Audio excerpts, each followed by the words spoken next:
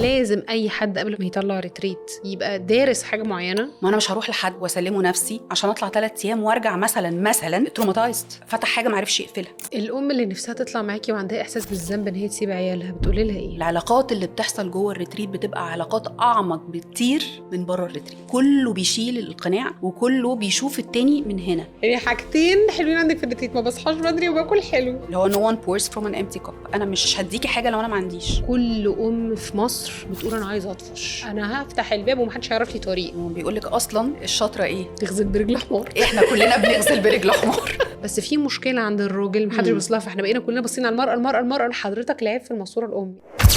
العفو عليكم متابعيني اللذاذ، يا رب تكونوا بخير. ان الانسان يوصل عند مرحله ان هو تضيع منه قيمته، يحس ان هو بلا قيمه. متهيألي ان دي لما حد بيروح فيها بيبقى صعب قوي ان حد يرجعه، بتبقى محتاجه عمل بطولي شويه. وضيفتي بقى بطله النهارده، انا بشوفها بطله، لان اللي بيعمل حاجه ناس كتيره قوي تخاف منها وتقولك لا لا لا لا لا ما خدش المسؤوليه دي، لا لا لا لا لا لا, لا. بتبقى ناس عارفه قدرها بس مش عارفه تقول انا قد الموقف ده، او انا هاخد الموقف ده وابقى قده، وابقى عارفه قيمتي واعرف ادي واحسس الناس اللي حواليا بقيمتها. القيمه دي مستمده من ان انا حاسه بقيمتي. منوراني يا مي، معايا مي عامر يا جماعه. منوره العواف.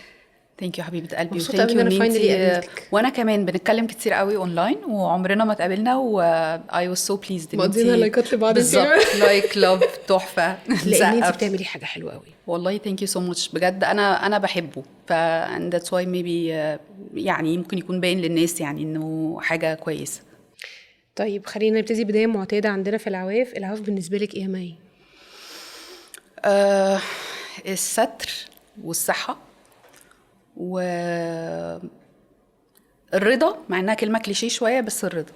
الله يديمهم عليك يا رب. امين يا رب. عندك حد في حياتك هو مصدر العافيه دي او العواف دي؟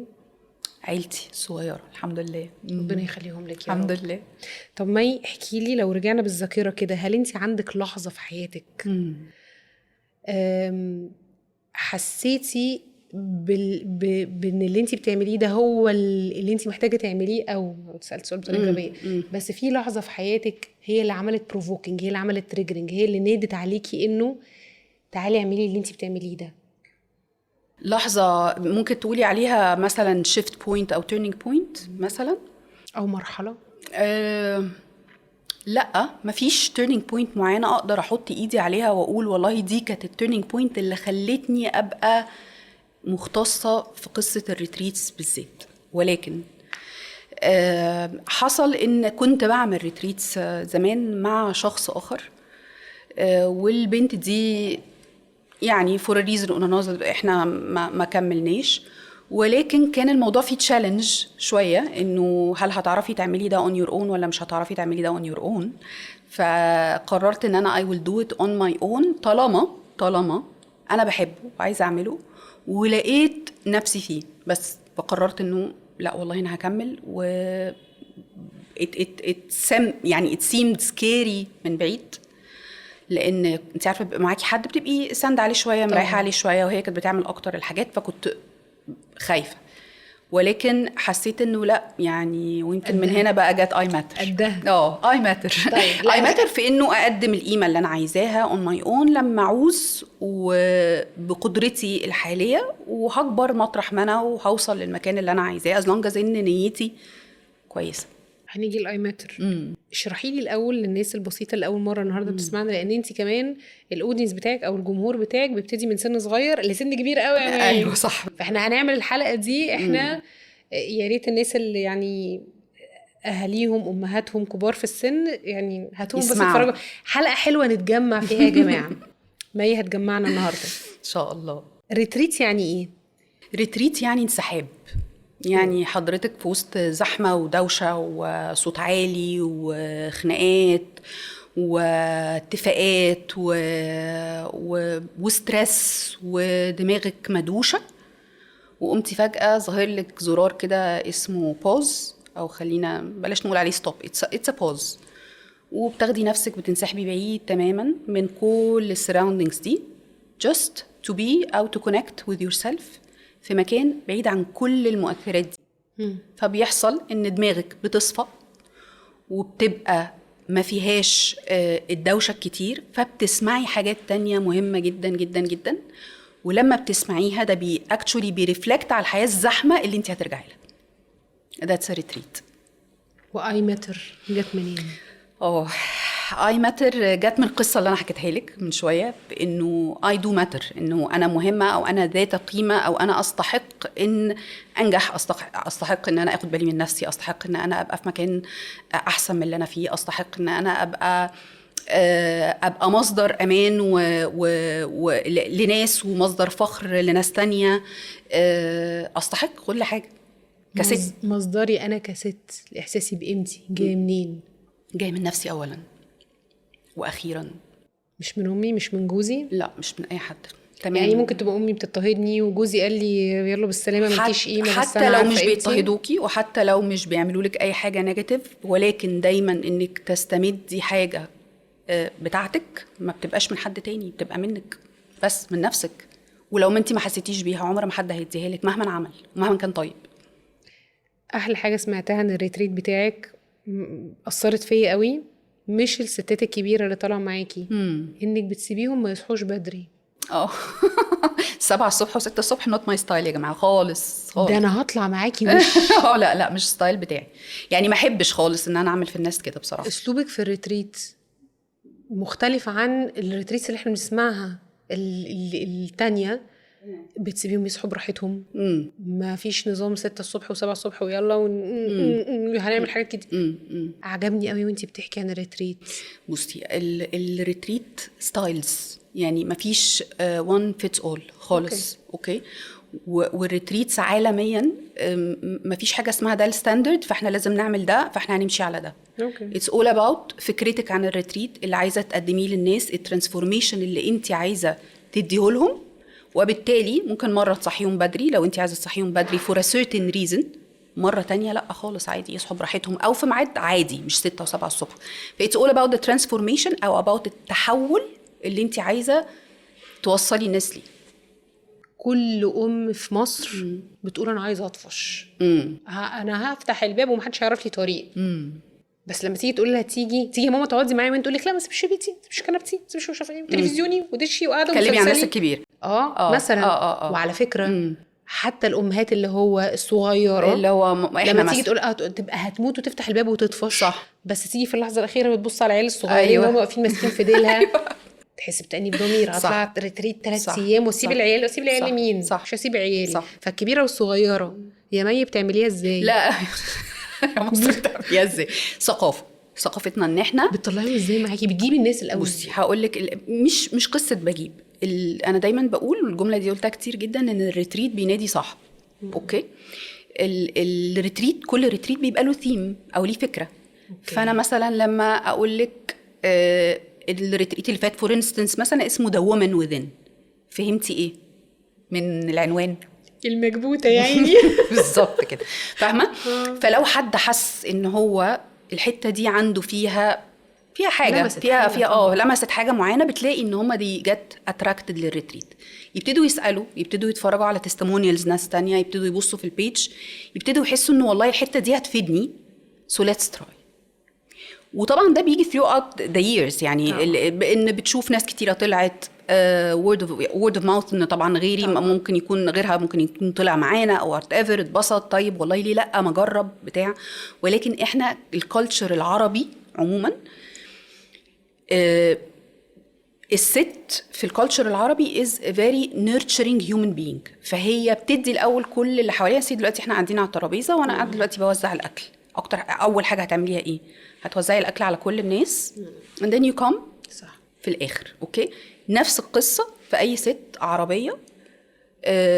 الموضوع ده اتطور شويه باي ذا واي، يعني انا كنت بقول كده دايما زمان اكتر، بس دلوقتي هو اتطور، ان ابتدت تاخد بالها من نفسها وابتدت تحط لنفسها اكل زيها زيهم. اكشولي كان ممكن تبقى بتاكل البواقي.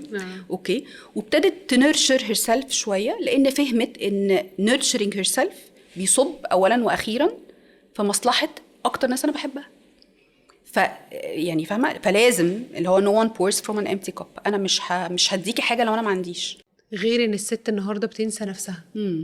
اكتر مشكله عند الست في مجتمعنا، يعني احكي لك على حاجه يا مي. مره قالت لي، كانت ايام الثوره، قابلت بنت تونسيه بمسي قوي بقى الستات التوانسه، بحبهم قوي، ما شاء الله ما شاء الله، يعني ربنا يكرمهم ويكرمنا جميعا، هم اكتر ستات في العرب واخدين حقوق جامده جدا. اوكي. فجت قالت لي في مره واحده، قالت لي بتقول لي انتوا الستات في مصر نزلتوا الثوره وبتاع، انتوا مالكم عاملين كده ليه؟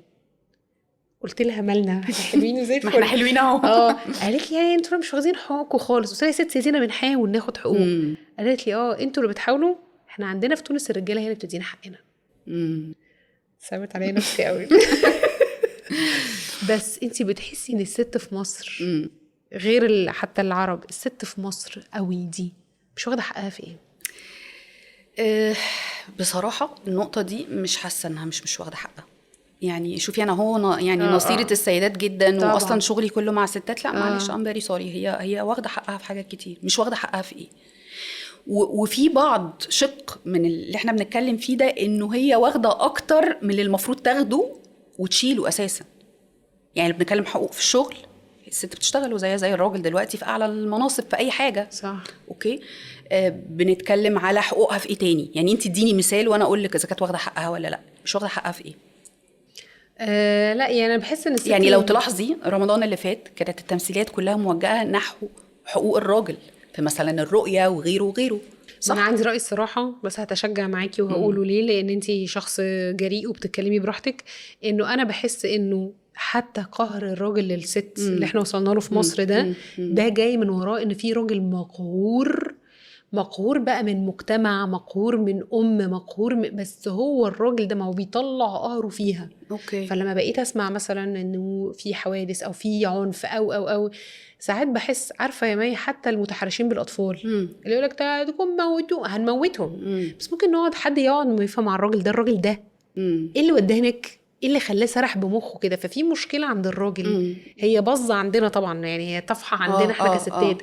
بس في مشكله عند الراجل محدش بيبص لها، فاحنا بقينا كلنا باصين على المراه. حضرتك العيب في الماسوره الام، يعني ارجعوا بقى علشان هو اللي اصلا عنده المشكله، فنرجع نحل عنده. صح. نبص له شويه ترو ونشوف الراجل ده وصل لفين. ما احنا فضلنا نهتم بالمراه. صح. ده فيري ترو. بس انا مش شايفه انها مش واخده حقوقها زي ما يعني كان بيتقال زمان. لا، ابتدت تاخد حاجات وابتدت يعني تتمكن من حاجات معينة ويبقى لها دور كبير وكل حاجة. طب لو انتي مثلا، خلينا نتخيل مثلا، فرضا لو مي عمل وزارة للمرأة وانتي بقيتي الوزيرة دي، اول قرار هتاخديه ايه؟ وزيرة السعادة. وزيرة السعادة. مش في تقريبا وزارة كده في الامارات في الامارات بس عندناش.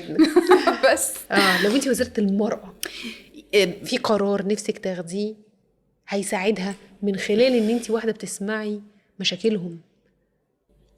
لا، مش قرار على قد ما فرصة. اديلهم فرص، يعني اتوح لهم فرص ما.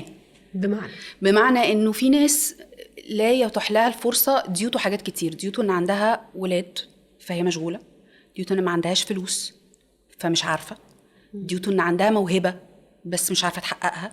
فالتمكين يعني انك تمكنيها في انها تعمل الحاجة اللي هي عايزاها، لان مش كل الستات عندها كل الريسورسز. فبالتالي انت محتاجة توفري لها ده بشكل او باخر اللي يخليها يبقى البوتنشل يتعمل او يتنفذ او تجو فورت، بس مش اكتر. يعني بالمناسبة يعني احب اقول انه انا النهاردة مثلا لما دخلت وشفت اللي ريما عاملاه ده، ريما مجهزة استوديو واقفة لوحدها بطولها. انا كل بصور معاهم قبل كده عندهم 5 6 واقفين بيساعدوهم. ست لما عندها تمكين قدرت تنفذ وتحقق ده شيء بهرني جدا. احنا الست فعلا لو يعني لو بس اتمكنت هتعمل حاجه. وعايزه اقول لك ان الست من غير ما بتتمكن، هو بيقول لك اصلا الشاطره ايه؟ تغزل برجل حمار. احنا كلنا بنغزل برجل حمار.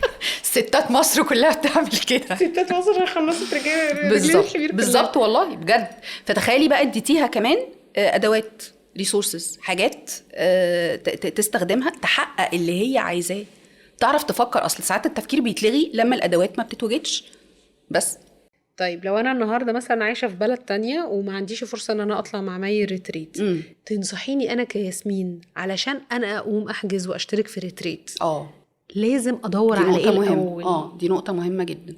اولا الناس بتحجز ريتريتس عشان سمعت ان صحابهم اتبسطوا في ريتريت. اوكي.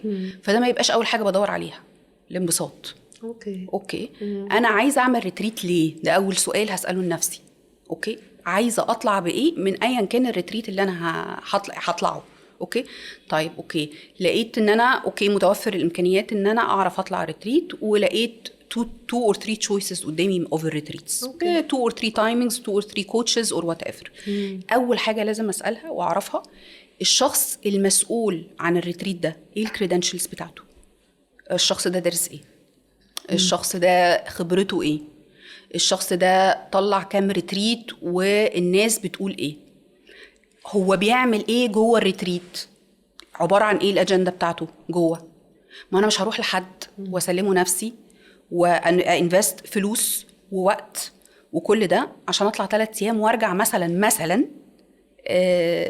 تروماتايزد، او فاكره حاجه من زمان حد اشتغل معايا على انر ورك ولا وات ايفر ورجعني على الارض، فتح حاجه ما عرفش يقفلها. فاكره لما كنا بنتكلم في الموضوع ده؟ فانا لازم اسيك، او زي ما كده مثلا انا نازله ادور على حاجه اشتريها.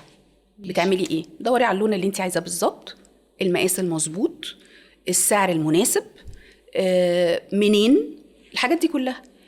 الريتريت سيرفيس عاملين معامله البرودكت عشان تعرفي تطلعي اولا باقل الخسائر، ثانيا باعلى استفاده. مهم قوي تعرفي مين الشخص اللي انت طالعه مع الريتريت، مهم جدا جدا، مش الفكره في حد ذاتها على قد ما انا طالعه مع مين. الخساره ممكن توصل لحد فين لو طلعت مع حد غلط؟ شهور وشهور من الالم والمضايقه والزعل والقهر، عادي ممكن توصل لكده، ممكن تبقى اكسبيرينس وحشه جدا يعني.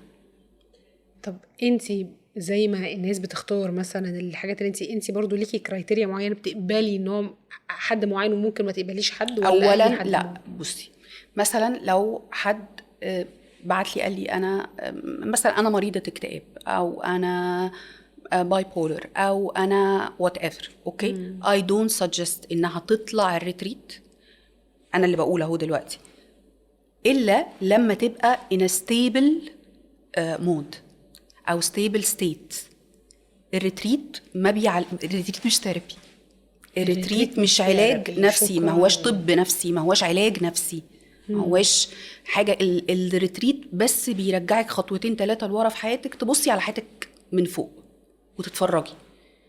ولكن انت لما تبقي في ستيت مش مظبوط ذهنيا او عقليا او نفسيا، مش المفروض ان انت تعملي ده، لانك هتشوفي اصلا المواضيع ببرسبكتيف غلط خالص، وممكن تبوظي الدنيا بدل ما تصلحيها. صح. بس لو انا النهارده طلعت معاكي ريتريت، ايه الضمان بتاعك، الحاجه اللي انتي ضمناها ان انا هرجع بيها for everyone يعني؟ قصدك حاجه، او لو عايزاها مختلفه عن دول ومختلفه عن دول يعني؟ لا، بس اللي اضمنه انك اولا هتشدي الفيشه، هتفصلي. يعني انا كفيله ان انا اعرف ازاي اخليكي تفصلي بحاجات كتير قوي بتتعمل جوه الريتريت.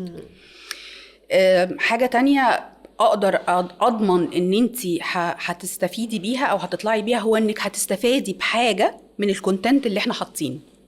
مش لازم تبقي مستفيده بكل حاجه، بس ديفينتلي هتطلعي بحاجه.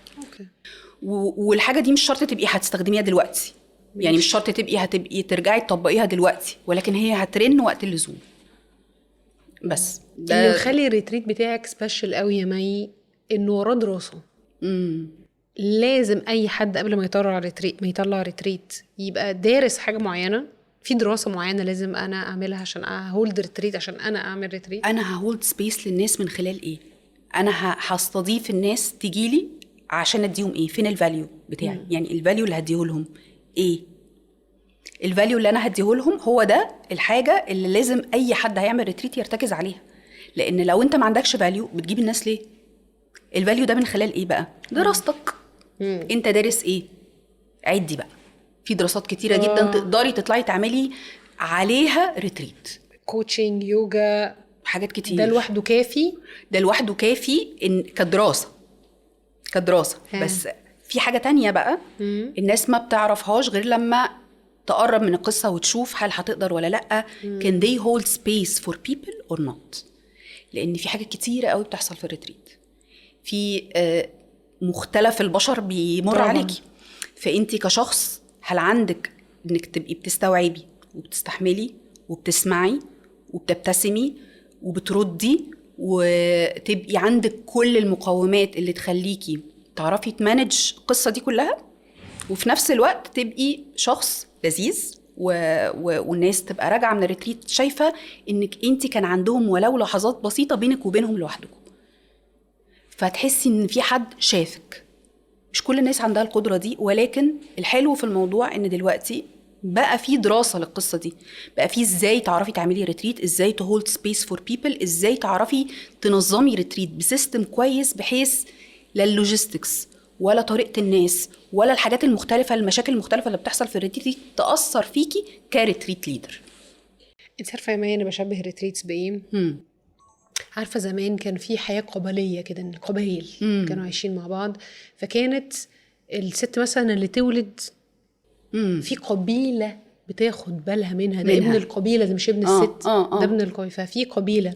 فانا فاكره مثلا انا لما ولدت مثلا، انت عارفه احنا كلنا يعني نروح نبارك لبعض ونجيب جيفت في زياره، واكيد كل الناس اللي جات لي اكيد اتبسطت جدا. بس لو تقولي لي فاكره مين، فاكره زياره ايه بالظبط؟ هي واحده رينا صاحبتي جات لي من غير ميعاد، جت انا نايمه، دخلت جايبه اكل ودخلت غسلت المواعين في الحوض، الله وطبقت لي الغسيل. لن انسى لاخر يوم في عمري هذه الزياره. احلى جفت جات لي لما خلفت. وبقيت بعمل ده في دبي. يعني دلوقتي في دبي احنا عايشين في واحده معهاش امها مثلا مش عارفه ولدت، واقفه جنبها ديفينتلي بطبخ.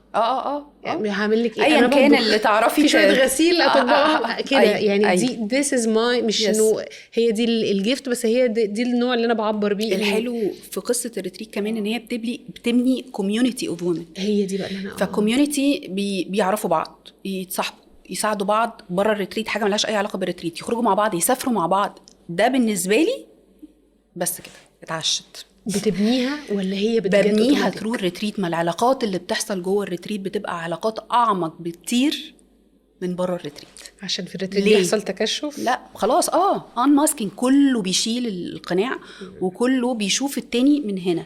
فخلاص الكونكشن اللي بتحصل بتبقى صعبه قوي تتقطع، صعبه قوي تجات لوست في زحمه الدنيا. ولو لقيتي حد وقع من التاني بتلاقي التاني بيفكروا، فاهمه؟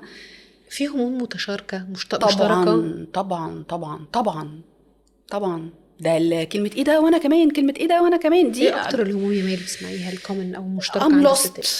ستريسد، متلخبطه، تعبانه من جوه ومش عارفه اتكلم، مس حاجه معينه. كل سن ليه هم مشترك ولا لا؟ ولكن طبعا لو هنتكلم على السن بتاع 60-65 لا طبعا هم همومهم مختلفه تماما، ولذلك هم ليهم ريتريت لوحدهم. اصلا ما بطلعش السن الصغير معاهم تماما. لان بتطلعيهم ازاي؟ بطلعهم بصي، when I market للسينيورز ريتريت ما كنتش بانتند ان انا اوصل للسينيورز. اوكي، مين اكتر حد عنده يعني بيواجه مشاكل مع السن ده؟ احنا. ولذلك انا لما جيت اتكلم في انه جماعه الناس دي بتعاني من الوحده ومن الزهق ومن الفراغ ومن الاكتئاب، اوكي، ومن قله الحركه، اوكي، and I know you and I see you, I'm here to help through 1 2 3 4. فبقى مين اللي بيحجز للناس؟ ولادها. طيب الناس دي ممكن تبقى طالعه اول مره literally بجد مش هزار، غصب عنها. هي جايه بجد، يعني وشها الصبح مش اللي هو انا مش عارفه انا فين وانا ايه اللي جابني هنا، وبعدين بيفاجئوني يقولوا احنا دفعنا خلاص فانتوا طالعين. فبيبقوا جايين مش يعني مش فاهمين اصلا. انت مقلقاها بقى من على الكنبه ومسلسل الساعه كذا وبتاع بالظبط كده خلاص، فهي مش طايقه نفسها. اوكي، فبتيجي اول ما بتوصل وتقعد في السيركل بتاعه الاوبننج وتسمع ناس قدها بيقولوا تقريبا نفس الظروف بتاعتها او كده، انا مش بحتاج اعمل مجهود، خلاص دي كليكت. بس الاوبننج بتاعهم بيبقى سهل ان هي تنفتح وتحكي. الاوبننج يعني السيركل اللي بنقعد فيها في الاول. الاوبننج دي بنعمل ايه؟ انا بعرفهم عليا وعلى التيم، وكل واحده فيهم بسالها سؤال واحد بس. مين وجاي هنا تعملي ايه؟ اوكي فانا كذا جاي هنا تعملي ايه؟ والله انا بنتي اللي جابتني، والله انا ابني اللي دفع لي، والله مش عارفه ايه، which is okay. بس في ناس تانية بتبقى قديمه قاعده في نفس القعده، فبيبقى بقى الكلام البوزيتيف بتاع بصوا انتوا هتيجوا المره دي وبعدين هتيجوا كل مره، ومش هتحتاجوا حد بعد كده لا يدفع لكم ولا يطلعكم ولا يعمل لكم، انتوا اللي هتبقوا بتسالوا امتى الريتريت اللي جاي. وده اللي بيحصل الحمد لله، كل مره هم اللي بيسالوا، والحمد لله ناس بتتكرر وفي ناس ثابته كتير جدا جدا. فدي ندل على شيء يدل ان احنا الحمد لله بنعمل فرق بس، وده اهم حاجه، وده اللي كنت عايزاه اصلا من البدايه خالص وانا بشتغل مع السينيورز. الام اللي نفسها تطلع معاكي وعندها احساس بالذنب ان هي تسيب عيالها، بتقولي لها ايه؟ مش هقول لها حاجه، هسيبها للاخر خالص. فعلا يعني هسيبها للاخر خالص، لان محدش بيعمل حاجه الا وهو جايب اخره. عارفه لما تبقى واحده في علاقه توكسيك مع حد وتقعدي تنصحيها، تقولي لها مثلا ده ملوش اي علاقه باللي انا بقوله، يعني ده ما يتقارنش، هو تشبيه صح فعلا. فتقولي يا بنتي ده بيعمل فيكي كذا، يا بنتي ده مش عارفه، انتي مش شايفه بعينك اللي مش عارفه ايه، وتقول لك خلاص انا تمام انا هسيبه. اوكي امتى هتسيبه؟ لما بجد تبقى الموضوع وصل لزورها وهي اللي مش قادره. فامتى هتطلع الريتريت؟ لما تبقى مش قادره. ومين اللي تنصحيها مثلا لو واحده من صحابك بتقول لك ايه فتنصحيها تقول لها بصي انت الحاله دي اطلعي ريتريت هترجعي كويس؟ حد اوفرويلمد جدا جدا، حد ما بقاش عارف يشوف من كتر ما عارفه في ضبابيه. يعني عارفه لما تبقي سايقه العربيه وانتي سايقه وبتعرفي تسوقي ولكن انتي مش شايفه كويس. مش شايفه ليه؟ عشان في فوج، في ضباب. ف that's the right time in order for you to cleanse اللينس بتاعتك، وتبتدي بقى تشوفي من اول وجديد، وتبتدي تصحصحي كده لنفسك and to connect internally. الحاله الشائعه دلوقتي من البيرن اوت ده يعني انا خلاص مش قادره اعمل، انا محترقه داخليا تماما. الريتريت يساعدها؟ بصي هي it goes like this: stress and then من كتر الستريس بيجيلك burn out and then من كتر البيرن اوت بيجيلك depression. اوكي burn out is the last step اللي ينفع تيجي فيها الريتريت. بعد كده مش هعرف اساعدك لان انا مش ثيرابي. الناس بتعتقد، الناس ساعات بتفتكر كمان ان احنا مكان. ايوه انا خدت بالي من ده والله العظيم ما مكان. بس تفتكركوا دار رعايه مثلا. طيب حتى ولو مش للكبار، للناس اللي اصغر سنا يعني وبتاع، احنا مش مكان، احنا خدمه that we do retreats in different places. فدي برضو معتقد خاطئ يعني الناس بتعتقده فينا يعني. انا شاركت في مره ان انا اقعد اساعد في ان انا انظم ريتريت. والحقيقه الموضوع ليه يعني 600 باب. هي مش بس انت هتقدمي ايه، لا، في عندك برايسنج، التسعير هتسعري ازاي. طيب. في عندك حاجه اسمها كواليتي، الناس دي جايه هتاكل فانت محتاجه لها جوده معينه للاكل. الناس دي هتنام فانت محتاجه جوده معينه للمكان. صح. انت محتاجه امان. صح. انت محتاجه تبقي جاهزه الامرجنسي. صح. لو واحده كلمتك، انا في واحده مره كلمتني بتصوت انا تهت في الطريق. بصي انا كنت ساعتها واخده يعني فاهمه، بطلع واخده الموبايل وبجري، مش عارفه انا بجري فين، بس انا هكلم البوليس يعني فاهمه عشان يجيب لي الست دي دلوقتي. لا امسك اعصابك. لا بس في يعني فاهمه ليلى الكورس بتاعك بيشرح كل الكلام ده. عايزاكي تكلميني عن الكورس. طيب اوكي. انا بقالي كام سنه بعمل ريتريتس؟ بقالي 8 سنين بعمل ريتريتس ما شاء الله. الحمد لله. وعملت اوفر 60 ريتريتس ما بين السينيورز والادلتس. اوكي الله. في امريكا وفي اوروبا كورس ذا ريتريت ليدر، ان انا اعلمك ازاي تبقي ريتريت ليدر، ده موجود وبقاله كام سنه، ولكنه مش موجود لا في مصر ولا في الميدل ايست كلها. طيب مين اللي بيعمل الكورسز دي بره؟ ناس ذات خبره عدت او عملت ريتريتس كتيره وبتديكي خلاصه خبرتها. ليه؟ عشان حضرتك ما تقعيش في الحاجات بتاعه اللوجيستكس، التسعير، الماركتينج، الليدرشيب، كل حاجه واي حاجه ليها علاقه باداره الريتريتس وباداره نفسك جوه الريتريت جوه الكورس ده. انا عملته عشان الاكسبيرينسز اللي الناس بتطلع فيها من الريتريتس مدمره.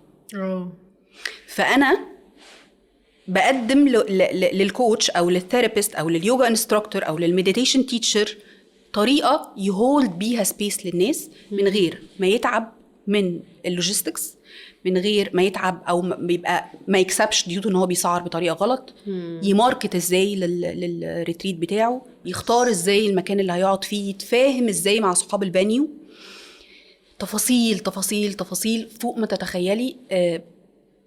لو الناس from scratch من البداية خالص لسه ما عملوش ريتريت أول مرة في حياتهم يعملوا ريتريت، لو ما يعرفوش الحاجات دي definitely في غلطات هتحصل وحصلت معايا and that's why.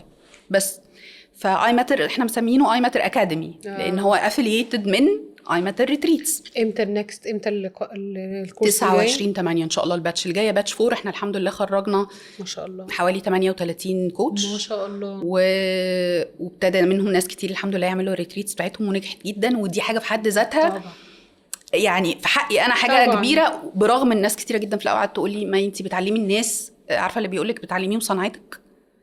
انا برجع اقول ان مفيش ريتريت زي التاني ومفيش ريتريت ليدر زي التاني، كل واحد وليه بصمته. ودول التيم بتاعك برضو مهما كان ديفينتلي يعني دول الجيش. يعني الكومبيتيشن بتاعتك هتبقى حد من وجهة نظري يا مي انت بتقدمي قيمه، كل واحد تاني بيقدم قيمه، هو بيلعب في التيم بتاعك، انت اللي ضدك المنافس ليكي اللي بيعمل ريتريت من غير ما يقدم قيمه. ولهذا السبب عملت الكورس. بس ده السبب الاساسي، ما تلعبوش يا جماعه في دماغ الناس ولا تلعبوا في حياتهم. زي ما كنت بقول لك قبل كده واحنا بنتكلم في التليفون، اي كوتش واي حد ربنا وكله ان يبقى تحت ايده بشر، حضرتك هاند بيكت. انت زي ما كوتش ربع عمر كانت بتقول كده، انت هاند بيكت، يعني انت ربنا اختارك او ولاك على ناس معينه. هتهبل بقى ولا هنظبط ونعمل حاجتنا صح؟ لاني هتحاسب. وعادة الناس موجوعه، يعني معظم الناس اللي بتروح الريتريتس، مش كل الناس اللي بتروح الريتريتس بس معظم الناس ات بوينت اور انذر موجوعه في حاجه او في اخرى. مش شرط حتى تبقى موجوعه، ممكن تبقى تعبانه، يعني اللي هو بس متضايقه عايزه افك، عايزه اعمل. من اقل واحد لاكتر واحد ممكن يكون عنده مصايب كبيره وجاي لك، هتعمل ايه؟ هتتصرف ازاي؟ هتهولد سبيس للبني ادم ده ازاي؟ هتوديه ريتريت وترجعه مرتاح ولا هتشيله هموم فوق همومه؟ هي دي البوينت. من اكتر الحاجات برضو اللي عجبتني ان انا حسيت وانتي بتتكلمي عن الريتريتس بتاعتك ان هي فيها توازن ما بين الحته الروحانيه والحته العمليه. قصدك المنتلي يعني قصدك مثلا وان انتي بتدي براكتسز. يعني انتي في حته عمليه عندك كده، انتي بتعلميهم حاجات هم لازم يعملوها علشان يحافظوا على توازن، يحافظوا على القيمه اللي هم حصلوا عليها من الريتريت ده. انا حسيت حاجه غلط ولا لا صح تمام. طب انتي التوازن عندك ده بيبقى من خلال ان انتي طالعه معاكي تيم اوريدي بيعمل كذا حاجه، بتعملي كذا حاجه في الريتريت. بس اوعي تفتكري ان التيم ده اتبنى من اول ال8 سنين. لا طبعا اكيد. انا بقول لك كنت في حته مع حد بعدين قررت انا اعمل الريتريت بتاعتي. لا دلوقتي عشان انا دلوقتي لو في حد النهارده قاعد، انا عندي واحده صاحبتي الصراحه مش هقول هي مين، بس انا نفسي قوي ان مامتها تطلع. نفسي قوي. وبقالي يمكن دلوقتي داخله في 2 سنين يا مي تقريبا، ببعت لها كل ما تعمل لي تقول لها ما تقولي لمامتك يا بنتي مامتك هتتبسط. لا هي ما بتقولش، هي تدفع الفلوس ونطلعها. اتفضلي بس الصبح كده اتفضلي ماما شنطتك جاهزه. صح برافو عليكي. والله هي ساعات بتبقى، بس خدي بالك في شخصيات تنفع معاها كده وشخصيات تانية لا دي هينفع معاها. بس احكي لي بقى على التوازن بتاع الروحاني ده، انت مدخله حته روحانيه. طيب احنا الريتريت بتاعي انا بيقوم على ايه؟ انا قلت لك احنا بنقدم فاليو، لازم اي ريتريت ليدر يقدم فاليو. طيب الفاليو بتاعي انا متقسم 3. جزء منتلي او ايموشنلي خلينا نقول، جزء تاني فيزيكلي او جسماني، والجزء الثالث هو سبيريتوالي. منتلي عن طريق الكوتشنج او الجروب كوتشنج سيشنز اللي احنا بنعملها، سبيريتوالي عن طريق المديتيشنز اللي احنا بنعملها اللي برضو ليها علاقه باللي احنا بنقدمه في الكوتشنج سيشن. فيزيكلي يا اما عن طريق النيوتريشن يا اما عن طريق اليوجا. صور الاكل عندكم حلوه قوي يا معين. مش عندنا، عندهم في البانيوز اللي بنختارها. يعني حاجتين حلوين عندك في الريتريت، ما بصحاش بدري وباكل حلو. بتبسط قوي اليومين 3 دول. بتعرفي تدلعي. عايزه ادلع الستات، مش كون ان انا يعني بقصد اعمل ده. ماي لو في واحده النهارده قاعده بتتفرج علينا كده على الانستجرام بتسكرول كده الساعه 12 بالليل وتايهه في ملكوت الليل، عايز تقولي لها حاجه؟ ازيك عامله ايه؟ لا لو حاسه انها يعني تايهه، لما بتجيلك واحد تقولك انا تايهه. بصي، اصل كلمه انا تايهه بتحمل حاجات كتير. تايهه في انهي مرحله في حياتك بالظبط؟ تايهه عشان حد متوهك، ولا انتي تايهه من نفسك؟ يعني التوهان ليه معاني كتير. يعني انا ممكن ابقى تايهه في الطريق، وممكن ابقى تايهه في دماغي مش عارفه اوصل لحاجه، وممكن يبقى حد متوهني في حياتي، وممكن ابقى قاعده ماسكه بسكرول في الموبايل من غير اي داعي، وعماله بس اجري في التايم لاين كده وخلاص. اول خطوه باخدها علشان اطلع من التوهه دي ايه؟ ان انا اصلا اكون واعي ان انا تايهه. ارفلكت، بس اقف. ما هو انا طول ما انا تايه، طول ما انا ايه، طول ما انا ماشي. صح. امتى هبطل اتوه؟ لما اقف وابص بس. اكتر خرافه عن السيلف كير، احنا دلوقتي في ترند سيلف كير. يعني حاجه سيلف لاف وسيلف كير وحاجه اخر. حاجه سيلفش قوي يعني. بالزياده، صح، دي حقيقه. بس السيلف كير اللي الستات النهارده بدات تقول على اي حاجه ان دي سيلف كير، اكتر خرافه بالنسبه لك مستفزه وانت شايف ان ده خرافه، ده مش سيلف كير. اهم حاجه سيلف كير واكتر خرافه سيلف كير. لا، ايه المعنى الحقيقي للسيلف كير النهارده؟ السيلف كير هو بالنسبه لي حضرتك حاطه في نفسك فين في البرايورتيز اللي في حياتك. انتي نمره كام؟ بس ده السيلف كير. بس ما ببساطه. هواش بس السكين روتين، ما هواش بصي، انا بالنسبه لي مثلا ان انا اعتني بنفسي، ده معناه انه انا يومي ماشي بطريقه سلسه مش متنشناني. ده سيلف كير. خلاص as easy as this. هاخد 10 دقايق ربع ساعه الصبح بس، اخد دش واعمل سكين كير بتاعي ولا وات ايفر، واشرب قهوتي واقعد ساكته 10 دقايق. ده سيلف كير. سيلف كير مش لازم ابقى في المالديفز، ومش لازم اروح ريتريت مش عارفه فين، ومش لازم ابقى بفطر فين كل يوم، او بشرب ماتشا مش عارفه منين. ولا ده مش سيلف كير. سيلف كير الحقيقي هو ان انا ابقى صاحيه مرتاحه ونايمه مرتاحه، بس لا اكتر ولا اقل. طيب في واحد دلوقتي قاعد بتتفرج علينا عندها 70 سنة الله يديها الصحة، خلصت رسالتها، ولادها الله يسهل لهم، وهي ما بتعملش حاجة. هتقولي لها ايه؟ برضو ازيك عامله ايه؟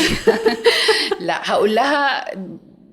لا، مش هبقى بوجه لها حاجه معينه. ما انا مش هقول لحد حاجه unless الحد ده وجه لي حاجه معينه. ولكن اللي دايما بشوفه من السن ده اللي هو نوت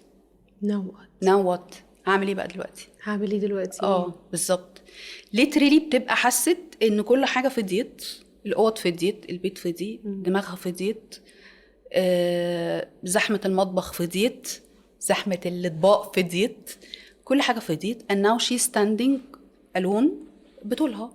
اوكي، وده مش معناه خالص ان ولادها مش بيزوروها، ده مش معناه خالص ان محدش بيجي لها ويكلمها، ولكن هي كانت حياتها زحمه وفضيت عليها. فنوت اعمل ايه؟ نوت دي بقى فيها حاجات كتير قوي، فيها رغي كتير قوي، فيها حاجات كتير قوي ممكن تتعمل. ولكن البدايه في اني الاول اخرج بره الاربع حيطان اللي انا قاعده فيهم دول، وكل حاجه ممكن تحصل بعد كده. لكن الحبسه والقعده في البيت وتكتشفي انك بقالك بالثلاث واربع ساعات ما تكلمتيش كلمه، وانك يبقى حاسه انك انت من الزهق بتدخلي تنامي، then you need now to go out. ابتدي اخرجي، شمي هوا، شوفي ناس باي شكل، وبعد كده اللي جاي اسهل. هقولك على شويه نماذج دايما بيظهروا بيحضروا في الريتريتس، وتقولي بتتعاملي معاهم ازاي؟ اكشلي مش في الريتريتس يا مي، في حياتنا كلنا. بصي هقولك على حاجه. ليه مش هبقى عايزه اتكلم في كده؟ ليه؟ هقولك ليه. عشان حاجه واحده بس، ان اللي كده مش عارف ان هو كده يا حبايبي. فاهمه قصدي ايه؟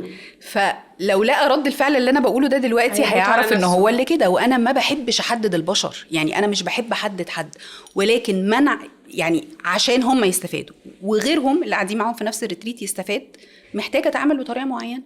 لو حد بيتكلم زياده عن اللزوم، لو حد ساكت خالص ما بيتكلمش، لو حد بيعدل عليكي، لو حد يعني بيعمل مشاكل، بيشتكي وات ايفر، كل حد من دول في الريتريت ليه طريقه معامله.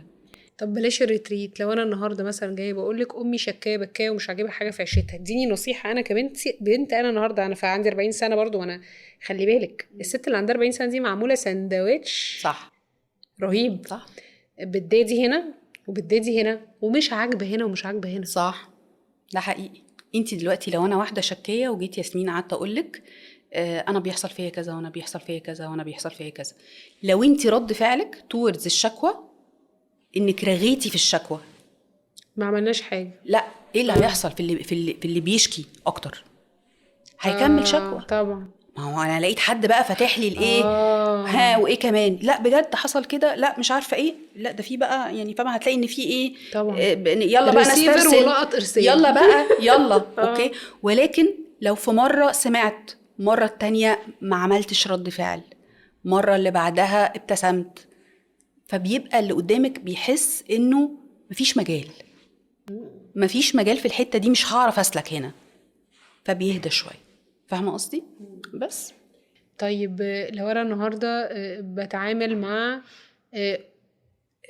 او شخص منعزل وبيرفض اي اندماج مع اي مجتمع او اي كوميونتي او اي مشاركه في اي حاجه، وعنده كده حاله اختفاء كده وانزواء، مش عارفه ايه انزواء. توصفي شخص عامل ازاي دلوقتي؟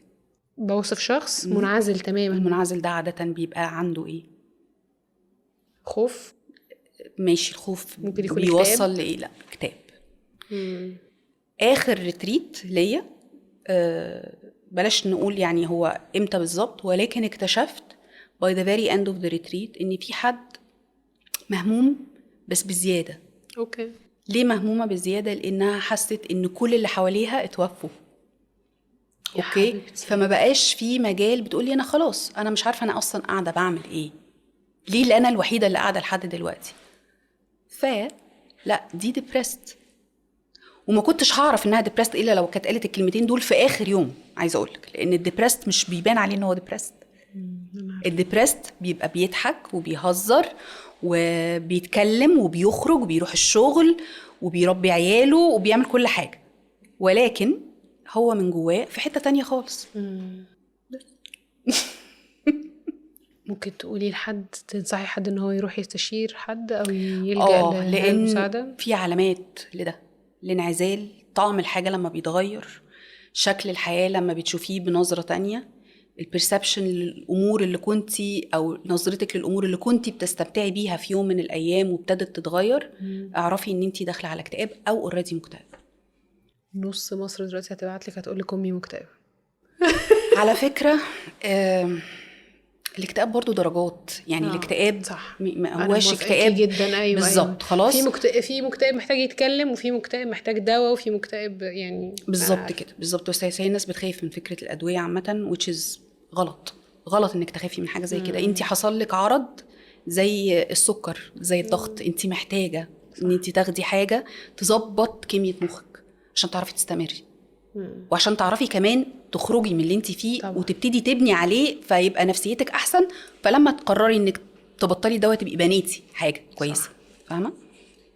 انا بشوف الادويه مفيده لان احيانا الواحد بيبقى غير قادر على استيعاب مشاعر كتير قوي بالزبط. فاللي بيحصل الادويه بتعمل ايه؟ الادويه بتعمل يعني ستابلايز، يعني مش حاسه بحاجه، مش كلها يعني برضو خليني اقول ان مش كلها أيوة مش كلها ولكن في على حسب الشكوى اللي حضرتك بتقوليها. لو تلاحظي ان الطبيب النفسي مش بيقعد يسمع شكوتك زي المعالج النفسي طبعا. اوكي وفي طبعًا. فرق بين الثلاثه، الكوتش والمعالج والطبيب. طبعًا. فالطبيب بيفهم ملامح وبيوصف لك دواء قريب من الحاجات اللي انت بتشتكيها. هل انت ناحيه الوسواس القهري ولا انت ناحيه الديبريشن أيوة. ولا انت ناحيه الانكزايتي ولا انت ناحيه ايه بالظبط؟ وعلى الاساس ده بيوصف لك الماده الكيميائيه اللي ناقصه عندك بيعمل ايه بقى الدواء؟ بيرفع الحاجه اللي ناقصه دي، بتستابلايز حياتك، بتستقر، بتبتدي تخرجي تشوفي الناس وكل والحاجه بتجيب اللي بعدها فبتفوقي.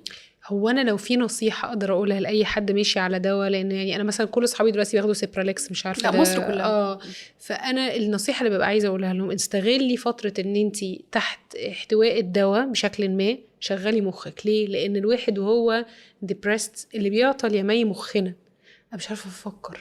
بس خدي بالك في اتكاليه على الدواء، في ناس بتتكل على ان الدواء هيظبطني بقى تريح. بالعكس دي هي دي الفتره البيك اللي مخك فيها هيبوم. شخصيتك بقى انت وشخصيتك، هتاخدي حاجه تساعدك فتخليها تبوش يو اب، ولا هتاخدي حاجه تساعدك فبس عشان تبقي رايقه ولذيذه وبتخرجي وبتضحكي وتهزري وبس. it depends على شخصيتك، it depends على الجولز بتاعتك في حياتك، it depends انت عايز تروحي فين. فيعني لا طبعا في فرق كبير يعني. في عدد الريتريتس اللي انت عملتيها، في واحدة جت قالت لك حاجة عمرك ما نسيتيها؟ حاجة عمري ما فرقت معاكي سواء حاجة بوزيتيف او حاجة نيجاتيف؟ بس يعني حاساها كبيرة عليا قوي، يعني بحس الكلام ده فاهمة؟ ليه ما يقربوكي؟ والله العظيم بجد فعلا سبحان الله بحس انه لا اكيد انا ما عملتش كده. يعني بجد ست كبيرة قالت لي انت احييتيني. يا الله. يعني انا ودي مش كلمة تتقال لبشر مبدئيا، فانا مش عايزة مفهوم ان انا I made you feel alive، بس بستكتر ان يعني انا بقول ان انا او اي شخص تحت ايده بني ادمين هو اداة ربنا مستعملها. فلو انا عرفت ان انا اتشانل ده من ربنا سبحانه وتعالى واديه لحد، اذا انا عملت اللي عليا، وده الاثر اللي انا عايزه اسيبه، ودي الحاجه اللي لما اتسال عليها هاثاب مش هاذنب. بس انت حاليا المرحله بتاعتك دي في حياتك، ايه اكتر حاجه انت دلوقتي في مرحلتك دي بتتعلميها؟ الصبر. بجد والله العظيم 3 بتعلم الصبر. طيب وفور هو ايفر يعني اللي مش عارفني، انا عندي 2 تينيجر ما شاء الله. خشي في الله. ماشي اوكي، واحد 18 واحد 14، ولدين. يا الله. and it's hugely difficult. وعندي الاحساسين I'm very proud of them، ومبسوطة من اللي انا عملته في حياتي طبعا لحد دلوقتي. and at the same time خايفة قوي عليهم ومتعصبة جدا منهم. فهو ميكس كده مش مفهوم، عارفة اللي هو اعمل في نفسي ايه دلوقتي. فحاسه ان لا يعني هو فانا حاليا بتعلم الصبر، مع انه ممكن يبقى كمان ساعات باباهم يتعصب، طب نهدي هنا شويه، طب نروق هنا، طب يا جماعه اروح فين. فانا محتاجه ربنا انك ما عندكيش بنت. لا بجد لا، غالبا شخصيتي ما كانش هتنفع معايا، كنت هتشل بقى وهيحصل فيها حاجه. البنات جميله تحفه، نور عين ماما. الله يحميهم يا رب. يا رب امين يا رب. الناس كلها. الحاجه اللي انا نفسي اقولها لك يا مي النهارده من قلبي، ان الناس اللي بتشيل او اللي اخدت مسؤوليه، خدت قرار في حياتها ان هي تخفف عن وجع حد، زي الدكتور، زي المعالج، زي الكوتش، الناس دي بتبقى عندها نوايا مختلفة. في ناس بتحس ان هي عندها السيفير ده بيعمل لها نوع من انا ليا قيمة، انا ممتدة يعني قيمتي من انه انا ده ان انا بنقذ الناس. أوكي. وفي ناس بتبقى عندها المطمع المادي، لان مين النهارده ما عندوش وجع؟ مين النهارده مش عايز يروح لكوتش وثيرابيست؟ يعني كلنا النهارده بنتعالج. وفي ناس بتبقى عايزه برستيج، الدكتور معاكي، الدكتور جه. وفي ناس قله قليله الله يبارك فيها بتحرص على ان هي فعلا تشيل الوجع، لان انتي ما بتتحمليش تشوفي وجع، لان انتي بتتحمليش تشوفي غلط. صح، دي حقيقه. عشان كده انا حبيتك حبيبتي ياسمين والله بجد. والله انا بصي، انا بقول اي حد في ايده حاجه، يعني انتي في ايدك مايك، وهنا في كاميرا، وكل حد في ايده حاجه بيعرف من خلالها يعمل حاجه، بس يتقي ربنا، بس يتقي ربنا في الحاجه اللي هو بيعملها، لان في الاول وفي الاخر والله ما حاجه هتفضل، ما فيش حاجه هتفضل. فانتي في ايدك حاجه ربنا مسكها لك، يعني انتي ما مسكتيهاش لوحدك، هو جه اداها لك في ايدك. فانتي فاهمه ده معناه ايه اصلا ولا لا؟ يعني شايفه السلاح اللي في ايدك ده؟ يعني انا بعرف اتكلم، بعرف امباثايز مع الناس، بعرف اطلع ريتريتس. ايوه، يعني عملت ايه بالحاجه اللي معايا دي؟ عرفت اعمل بيها حاجه وانا نيلت الدنيا. فاهمه؟ صوتي ليا صوت ومعايا مايك وبعمل بودكاست وبستضيف بشر. ايوه ماشي، بجيبهم عشان ايه؟ يعني فين الفاليو اللي انا بعمله؟ لو مفيش فاليو، ولو مفيش انتنشن ورا الفاليو بالخير، وان ربنا يديكي ثواب على ده، اذا انت يعني عايمين في بحر الطحينه بس. الله يبارك لك حبيبتي. انا عامه دايما اقول يا رب استخدمني. بالظبط. وفي ناس اقعد اسعى كده ان هي تيجي وما تجيش، وبعدين اكتشف في الاخر انه تحصل. يا إلهي يا رب انت حميتني. ان في ناس لحد قبل الريتريت بيوم حاجزه خلصها الفلوس وكل حاجه، وطالعه معانا بكره الصبح ما تجيش، وناس تانية عشان السبوت دي فتحت يا إلهي تاني تخش. فما فيش حاجة سودة كده، مفيش ولا مقابلتي بيكي عموما ثرو السوشيال ميديا صدفة، ولا وجودي هنا صدفة. انا دي نعمة وفاليديشن من ربنا. انا عارفه ربنا بيجيب لي انتي في التوقيت ده تقولي لي ايه، علشان في رسالة فضل انا بشكرك يا رب فعلا. الحمد لله ربنا بشكرك قوي يا مي، وتعبتك النهارده معلش جدا جدا. وثانك يو ريم، ثانك يو فور everyone here، وثانك يو الحلقه الجميله دي. وانا ما حسيتش اصلا ان انا يعني لا قدامي مايك ولا في بودكاست ولا بننسى صح. وريم عامله لنا امبيانس خطير بالظبط. فانا قاعده مرتاحه جدا الحمد لله. يا رب دايما ربنا يريح قلبك ويريح بالك ويفرحك بولادك. امين يا رب. ويقدرك على اللي انت بتعمليه يا رب. امين. تفضلي تنجحي فيه كده يا مي، عشان انا لما بشوفك عامله حاجه حلوه، شفتي اللايك دي اللي انا بعملها لك وبحط لك الهارت، انا ببقى عايزه اقول لك مي برافو. أيوة. انا فرحانه بيكي قوي. ثانك يو ياسمين سو ماتش، وبجد ثانك يو على الاستضافه الحلوه دي والاسئله اللذيذه العميقه اللي دخلتنا في حاجات. يا رب دايما منوراني يا مي. وان شاء الله نتقابل بقى في الكورس، نتقابل نعمل حلقه تانية بعد الكورس عشان يبقى عندي اسئله تانية. ماشي ان شاء الله. اتفقنا. اشوفك على الف خير. اشوفكم على عواف جديده ان شاء الله.